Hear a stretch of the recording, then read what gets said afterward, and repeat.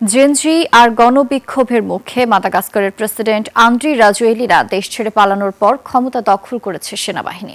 মঙ্গলবার দেশটির সেনাবাহিনীর এক কর্মকর্তা কথা জানান। পাশাপাশি অভিশংসন করা হচ্ছে পলাতক প্রেসিডেন্ট রাজোয়েলিনাকে। তবে এর বৈধতা নিশ্চিত হবে আদালতের ফয়সালার পর। বিস্তারিত আফসানা নীলার রিপোর্টে। লিলি বিউটি সোপ, যার অ্যান্টি এজিং গুণ তারুণ্য ধরে রেখে ত্বককে করে উজ্জ্বল। তারুণ্যময় উজ্জ্বল ত্বকের জন্য। রিমার্ক। মাদাগাস্কারের নাটকীয় রাজনৈতিক পালাবদল। জেনজি বিক্ষোভে দেশটির প্রেসিডেন্ট আন্দ্রি রাজোলিনার পলায়নের পর ক্ষমতা দখল করে নেয় সেনাবাহিনী। তারপরেই আনুষ্ঠানিকভাবে বরখাস্ত করা হয় পলাতক প্রেসিডেন্টকে। প্রেসিডেন্টের অভিশংসনের পক্ষে ভোট দেওয়ার কয়েক ঘণ্টার মধ্যেই সেনাবাহিনীর অভিজাত ইউনিট ক্যাপসাট ক্ষমতা দখলের ঘোষণা দেয়। জাতীয় রেডিওতে ক্যাপসাট ইউনিটের প্রধান কর্নেল মাইকেল র্যাড্রিয়ানিরিনা ঘোষণা দেন ক্ষমতা অধিগ্রহণের। এ ঘোষণা দেওয়ার পর কর্নেল ও তার সহকর্মী সেনারা প্রেসিডেন্ট ভবনের সামনে অবস্থান নেন।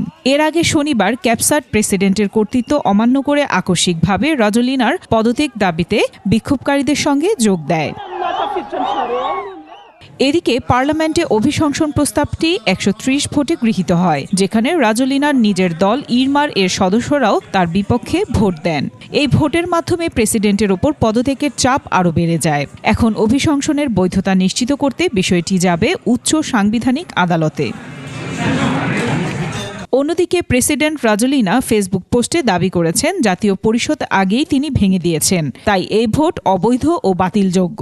তার বিরুদ্ধে সেনাবাহিনী ষড়যন্ত্র করেছে বলেও অভিযোগ করেন তিনি।